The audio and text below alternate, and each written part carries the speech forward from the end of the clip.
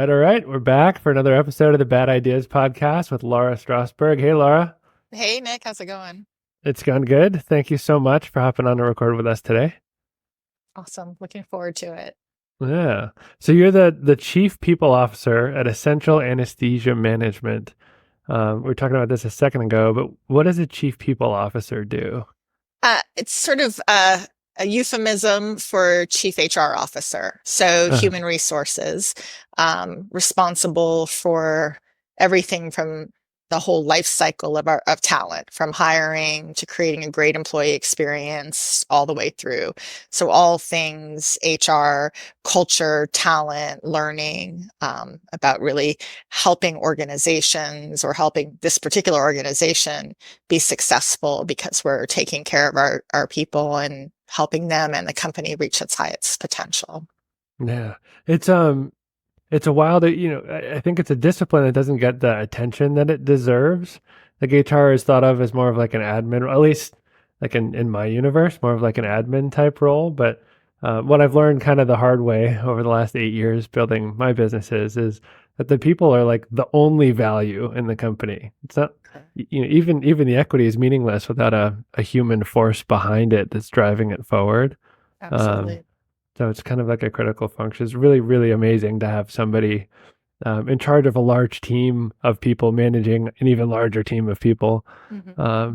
to give us some feedback here. Yeah. So would it be accurate to say like you're responsible to make sure that, that core representation of value, like the people within the organization, is whole and growing, and I guess like healing would be like a departmental way to think about like replacing or upgrading or training a category. That's kind of like your umbrella, would you say? I mean, I think it's attraction, retention of people, and also making sure that all people initiatives are supporting the organization's mission and goals, and a lot around helping culture and alignment. How do we realize what the organization's goals are and create goals all the way through the organization to align? How do we want to feel to people in and outside the organization? So there's a strong brand and marketing piece to it. Yeah. And yeah, there are some tactical parts of HR that, regulation, compliance, that's the foundation, but everything else on top of it is our most companies' differentiation, and certainly ours, because our only product is our people. Our people are anesthesia providers. Yeah. So it's critical that we are thinking about and focused on how to help our people and help our Uh, people in our organization align. it's such a major challenge, especially now too, when people can move jobs so quickly and they have access to so much information about like what others make, what others offer. Sure. Grass is always greener. So you're trying to attract, I mean, it's a tough job. Sure. Uh, Amazing to have you It's here. fun.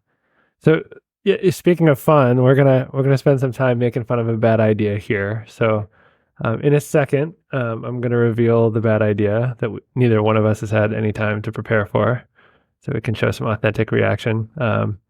And we'll talk about why it's a bad idea until we run out of bad stuff to say, and then we'll put our thinking hats on and think about how we could like build a team around it or potentially make it something good. Does that Awesome. sound good?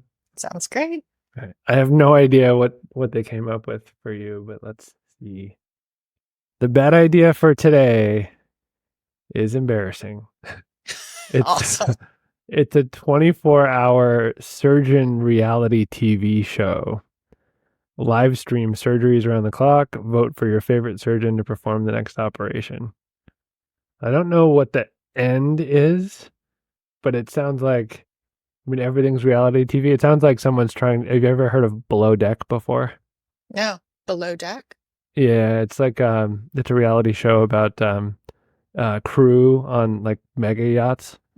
So the camera crew is following the people working on the yacht, not the Mhm. people staying on the yacht. Yeah. Um, there's a bunch of like restaurant flip reality TV shows that are out there too that I've heard of. It seems like someone's trying to do this in the medical space. Hmm. which seems nearly impossible to do, given the fact that surgery is fairly invasive. I Yeah, couldn't put it on camera. right. Yeah. What's your reaction? Well, my mind immediately comes to a pretty successful show that's Yeah. doing that, which is I guess it depends on what type of surgery it is. And the part that maybe is the red flag that if it's not just reality television, but it sounds like the audience can interact and affect the outcome. That part's a little worrisome. Like that who gets do the next surgery is the audience. That worries me. But Yeah. um Elective surgeries. Yeah. Netflix has a show currently on called Yeah. Botched, which is around plastic surgeries gone wrong. And you Oh, see, I wow. mean, I think there's a lot of medical reality shows. I wish my niece was on speed dial. She works in reality TV, and That's crazy. so it seems like that's it. I don't watch a lot of reality TV, so Yeah. I don't Me bring either. that. But I have seen the plastic surgery one, and it was So pretty it's like fascinating. they're filming real time, or it's a documentary type of thing. I mean, it's a documentary, so it's edited, and they're taking people who have had bad surgeries, and these are good plastic surgeries that are fixing what Got was it. done previously. Got it. All right. So like a rehab makes sense, and particularly in plastic surgery, because that's mostly elective, right? Yeah, and they're Yeah. focused on cosmetic. So people who Yeah. really are like overdid. I mean, again, I watched this one time. I've now seen like, but Yeah. yeah, people who've overdone, had too many nose jobs, and now their nose, they need to be fixed. Somebody who's probably asked for more than is a good idea, and because people have a lot of body dysmorphia, Mhm. and then end up not looking the way they wanted. And so, yeah, absolutely, elect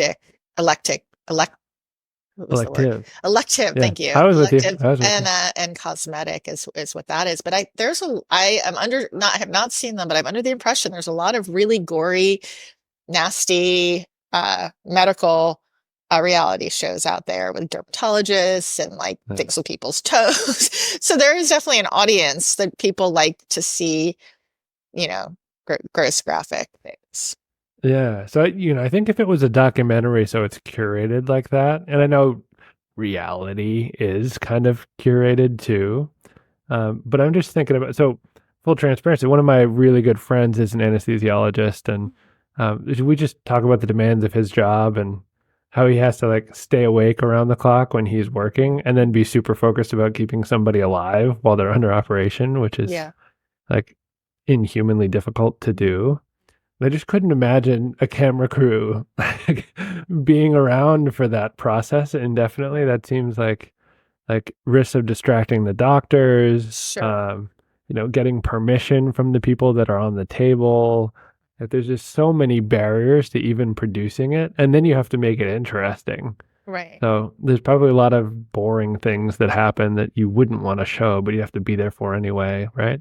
Right. I mean, so I Yeah. think the bad part of that idea is that it's 24 hours because, I mean, there's probably a lot of downtime in an operating room. I mean, I don't know, even in a trauma center, There's how people much is doing going in and nothing. out. And then you really couldn't, I mean, and I didn't envision a camera crew. When you said that, I envisioned some sort of, mounted camera without people in the room. So I wasn't Uh, that envision. I mean, there certainly couldn't be 24/7. That would be extremely expensive to have a whole yeah, camera crew in an operating room 24 yeah, hours a day, unless it was for a short period of time. So I was thinking there was some sort of mounted camera that yeah, was just recording. And yeah, HIPAA and privacy is a huge issue. So there'd have to be releases. I don't even know if you were just film because with surgeries, people are draped. So you yeah, will only, would only see the part of the surgery that was visible. But I don't know from a health privacy standpoint if you could even show that. But if there was no yeah. identifying information, you probably could. You're getting operated on. We're not telling you that we're filming it, but you are, and you didn't know, and we couldn't identify you, so you can't prove it anyway. Right. Ugh. Um, it just seems, I think, particularly over the last 3 or 4 years, the focus on the medical community has been extraordinary. Mhm. Um, and on the one hand, um, it's shown that there's like a lot of uncertainty in certain areas, but on the other, um, it revealed how difficult that is as a job. I mean, we paid attention because there was a virus we all knew about, but people in operating rooms deal with things they've never seen before every week, and they have to in perpetuity for decades. So that's what came to mind when I first saw this, like 24-hour reality. Like, what happens when somebody's encountering something new, and what does it do or show to the audience to see people trying to figure out how to take care of somebody, especially in a life-threatening situation. Mm. Like, it's almost something hard. I mean, everyone would watch, but like, who's going to go into surgery after they see that? It could create a lot of collateral damage about how the milk's made, type of thing. Mm-hmm.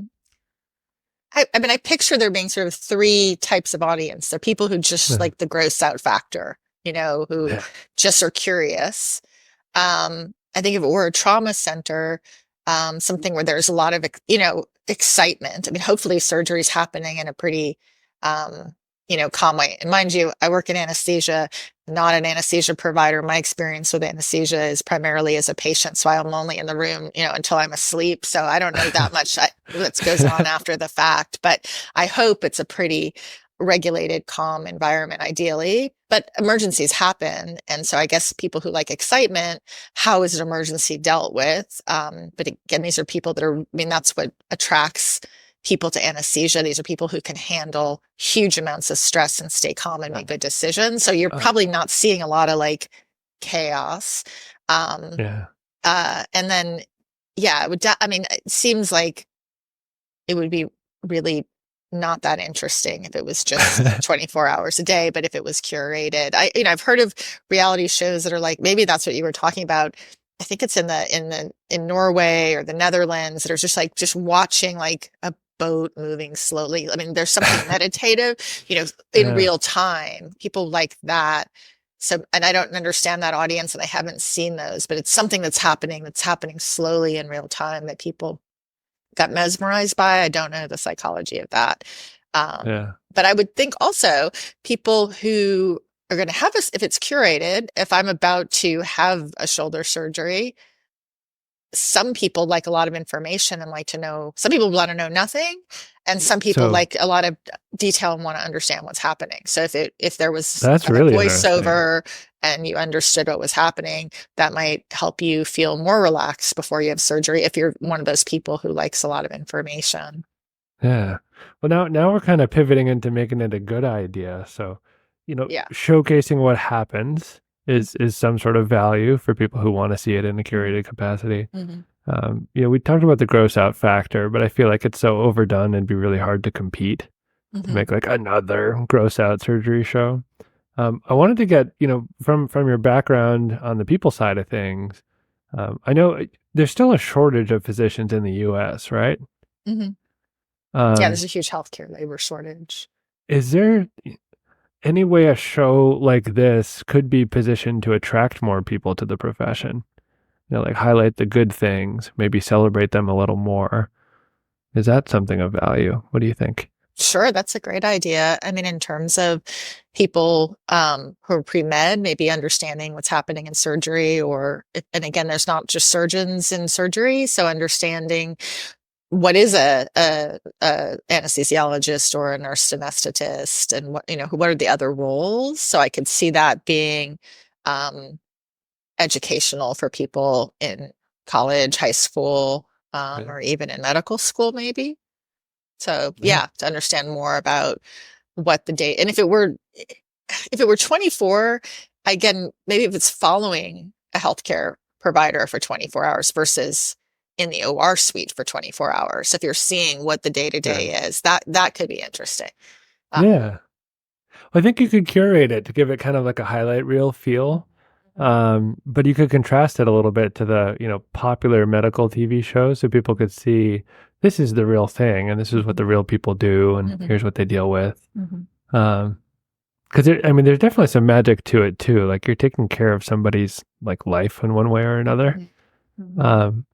And, I know there's intrinsic respect throughout our culture for doctors, but there's not, compared to football, we're filming this just after the Super Bowl, and people are like more familiar with the kickers that played in that game than the person who takes care of them and their kids in most cases. So maybe understanding a little more about what the day to day looks like would attract more people to the role.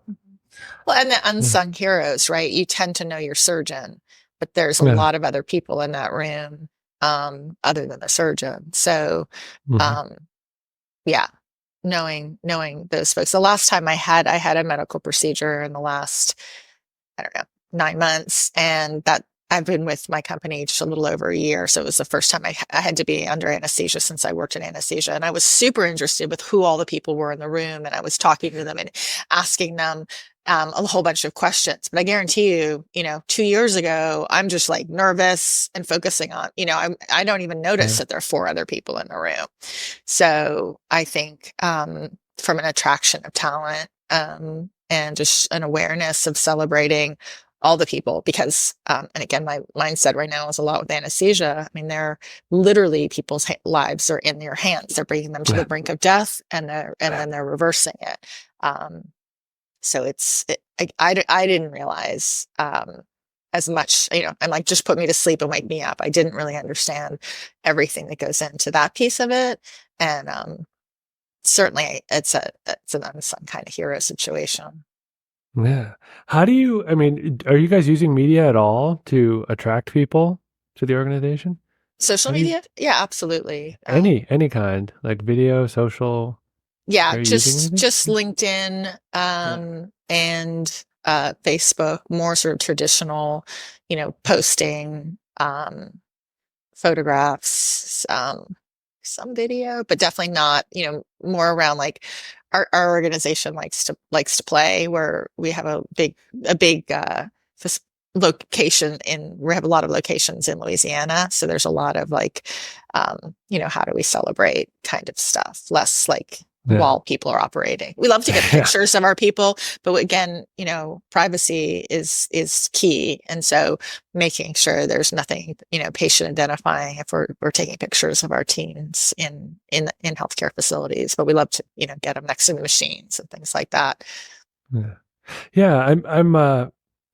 My fiance is really into reality TV, so I'll see it in passing, but Mhm. I don't really understand the general pull outside the fact that you're kind of watching people be kind of like real people are in real life. So in spite of the fact that to me it's kind of objectively boring to watch, there isn't much of a storyline. Mhm. Like you are experiencing people being people, so you kind of turn it on and it feels like you're in a room with those people that you happen to be watching. And I wonder if that's why things like podcasts are kind of blowing up right now, because you actually kind of get to see the person Mhm. and feel like you're there with them, even though you're not. And I wonder if that plays a role in the recruitment process in the future. You know, like Well, watch your go for it. I think you may be underestimating how much post production is involved with, there are Oh probably yeah, very few shows yeah. that are just like, the Recorded in flight. Yeah, yeah, I yeah. mean, there's so much telling a story, taking Curation. data like any documentary and then weaving it together. I'm sure you could tell that Yeah. same story 20 different ways based on the Hmm. post production, and just the Yeah. fact that they're also often doing a lot of additional. So if we were doing a surgery show, would we then also do some interviewing of the person's family or the person before the surgery and the after Yeah. surgery? So yeah, I mean, again, if we're locked into this, it's a 24-hour and it's just unedited. That I think does have a niche population. I don't expect that to be like, Yeah. winning any Emmys, but like, you could probably get some people that are interested in it. But I think if you're, you are telling stories and there's a little bit of, people like stories that have drama.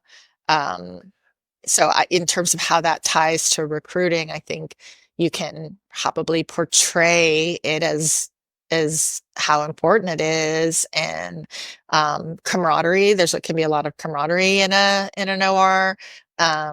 How important it is. So yeah, and again, probably not recruiting like I'm going to go to this, I'm going to go to essentially anesthesia management versus someplace else, or I'm going to go to this hospital or another hospital, but I want to get into this field. And that's, at least the majority of our workforce are actually CRNAs or nurse anesthetists. and there's a massive labor shortage. And so the real key is getting people in, Into the getting field. more nursing schools, more CRNA schools. And so if this could tell the story of that, you could attract more talent. I think people understanding, and again, I think through a mindset, I think people understand what surgeons do. Although I was just talking to a young woman who's pre-med who wants to be a cardiovascular surgeon, and it's like, oh, well, let me introduce you. Just I know one. Let me introduce you. But most people don't have that in their network necessarily, unless they come from a healthcare family. So if it's a way to like, I Get could see close. it. Yeah. Would you say the nursing shortage is bigger than the physician shortage? Is it in our possible to compare them? in the area that Yeah. I am. Yes. Yeah. Interesting. So maybe that's an area of opportunity. So maybe it's not following the surgeon. Maybe you're following a nurse in the area.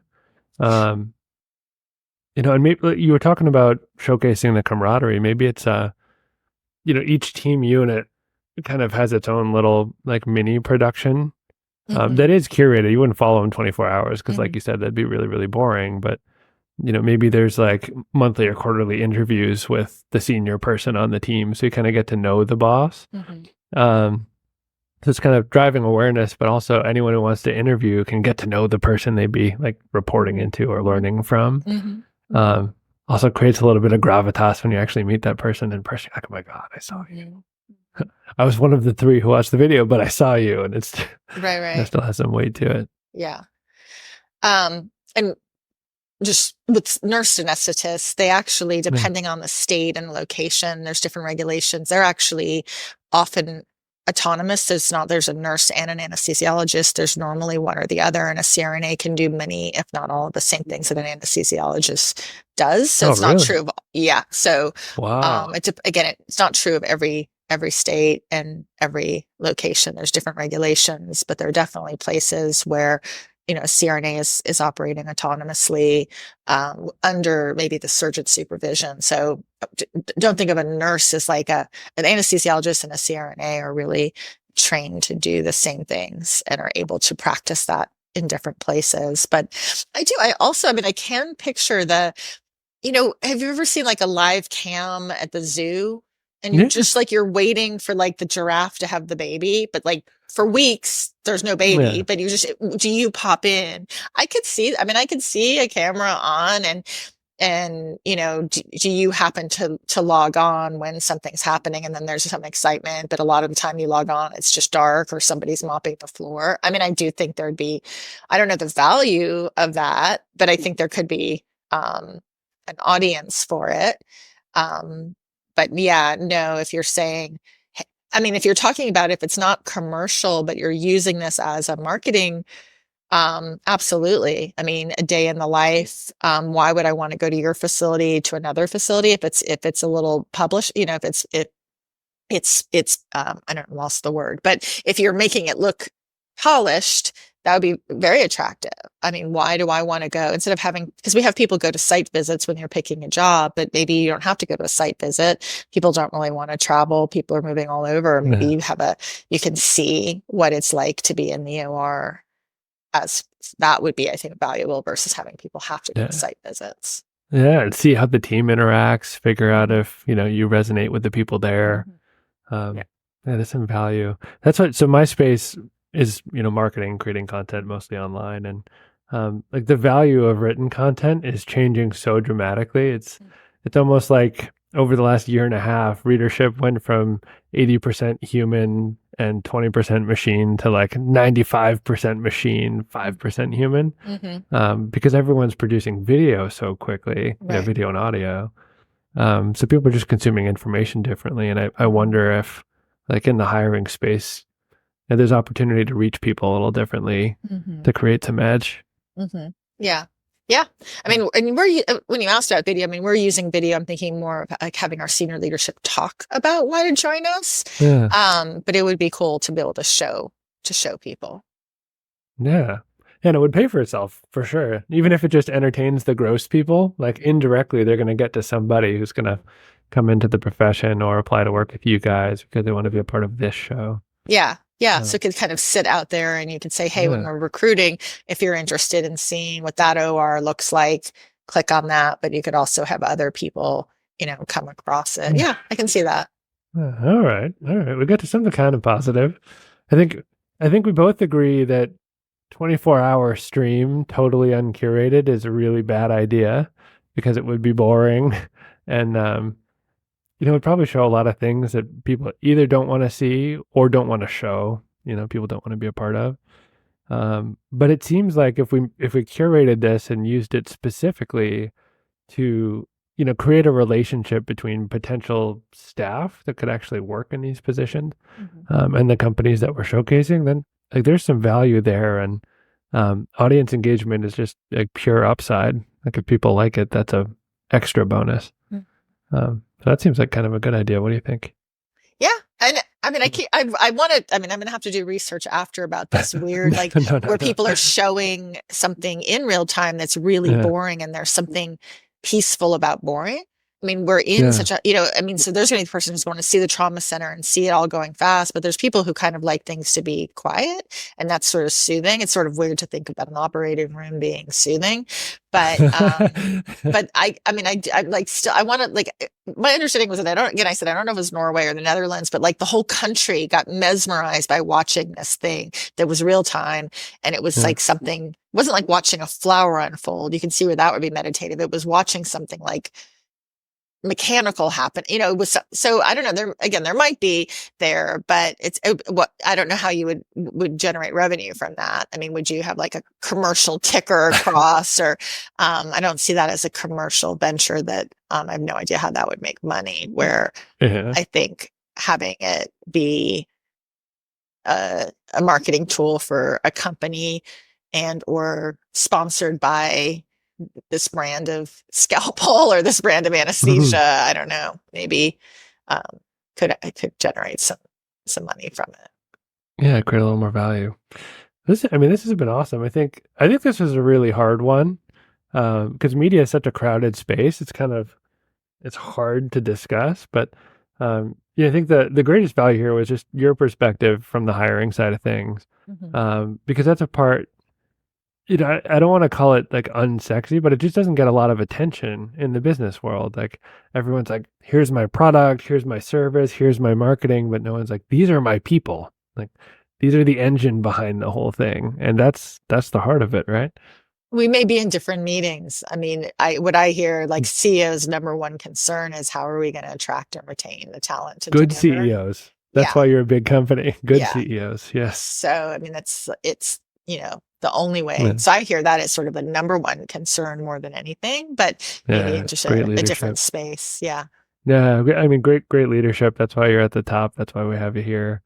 The small shops who work with, and it's just general publication. You watch media, like you're always hearing from the CFO or the CEO, and it's always like market focused communications.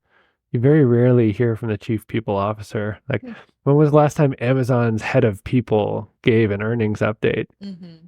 Never. Right. But like that's the heart of it. Like the Right. people are the ones building the organization. So Right. really, really cool to take something as media driven as reality TV and talk about it from a people perspective with you. Awesome. Yeah. So thanks so much for coming on. If folks want to get in touch with you, or they want to learn about nursing, or they want to potentially apply, where do they go? I'd say either go to LinkedIn and find me on LinkedIn. And you can probably post my LinkedIn profile. Sure. And from there you could find Essential Anesthesia Management, or just go directly out to Essential Anesthesia Management, and you can see the content we have, the videos we have, The real media on our website. Awesome. All right. Well, thank you so much for doing this. Sure. I'm super grateful for the time. I think we had some good ideas here. Turning something kind of media into something valuable. Yeah, I'm going to call Thank my you so reality much. television niece right away and get her thoughts. So, I invented a show. right. Thank you so much. We'll talk soon. Yeah, thanks. Bye. See ya.